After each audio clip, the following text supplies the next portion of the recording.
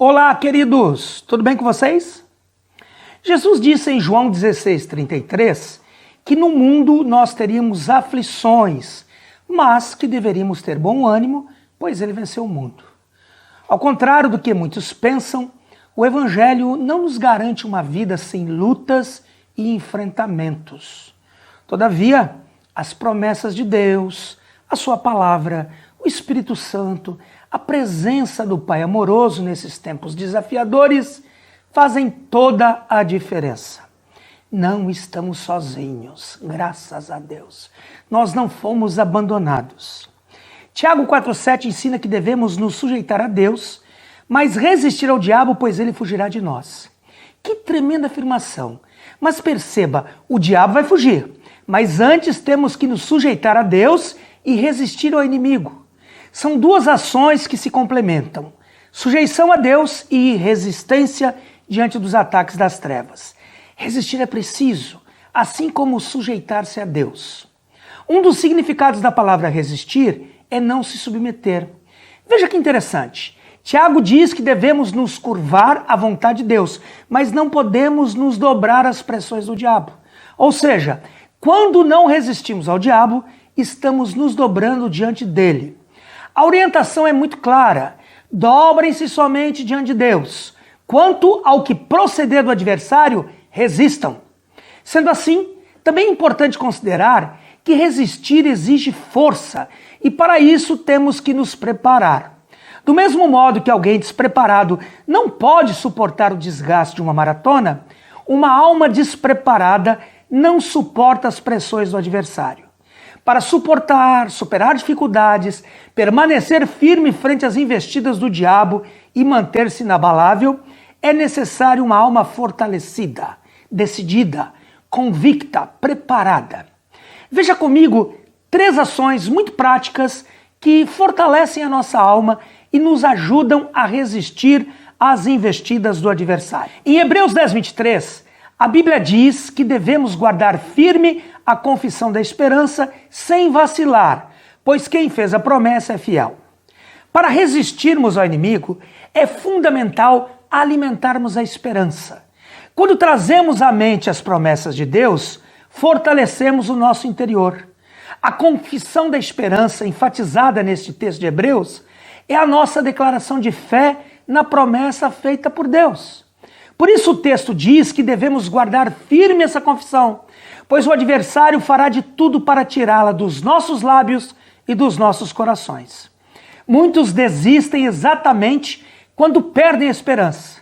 Por outro lado, quando nos lembramos do que Deus nos prometeu, quando sustentamos o que foi confessado, somos tomados pelo sobrenatural que nos leva a resistir na plena certeza de que Ele é fiel e poderoso para cumprir o que nos prometeu.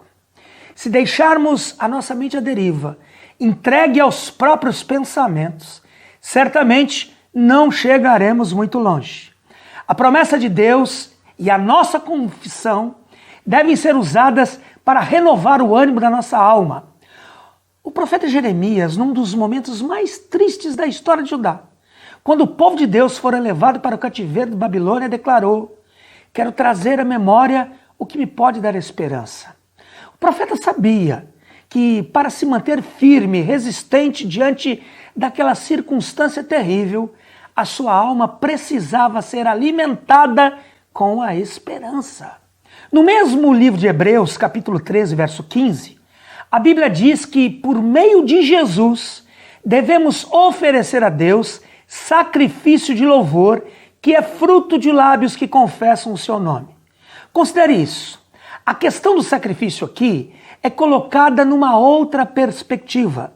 Não mais o sacrifício físico de animais que eram imolados para o perdão dos pecados do povo, mas o sacrifício dos lábios que declaram louvor a Deus e confessam o seu nome mesmo na hora da dor. Quando enfrentamos lutas e conseguimos adorar e louvar a Deus, independentemente das circunstâncias, atingimos um novo patamar de fé. Isso é o que o escritor de Hebreus chama de sacrifício de louvor. Ou seja, ainda que a situação não seja agradável, abrimos a nossa boca e liberamos louvor e adoração ao Deus vivo. Esse é um poderoso exercício que fortalece a nossa alma e nos ajuda a resistir ao diabo. Em terceiro lugar, a alma também se fortalece quando nos refugiamos no amor de Deus.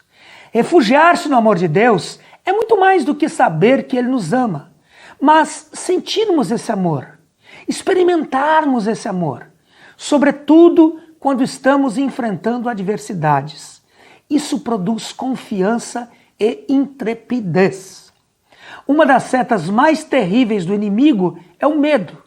Estrategicamente, Satanás lança dúvidas na nossa mente quanto ao nosso futuro. Muitos se sentem abandonados, preteridos por Deus e pela igreja e perdem a confiança. Mas a Bíblia afirma em 1 João 4,18 que no amor não existe medo. Antes, o perfeito amor lança fora todo medo. Entenda isso. Para resistirmos ao adversário, temos que nos refugiar no amor de Deus. Esse amor dissipa o medo que tenta dominar o nosso coração e nos capacita a resistir. Assim sendo, sujeitando-se a Deus, alimentando a esperança, adorando a Deus em todo o tempo, independentemente da situação, e nos refugiando no grande amor do Pai Celestial, fortaleceremos a nossa alma.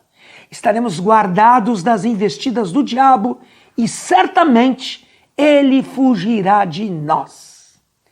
Pense nisso. No amor de Jesus, Laerte Cardoso.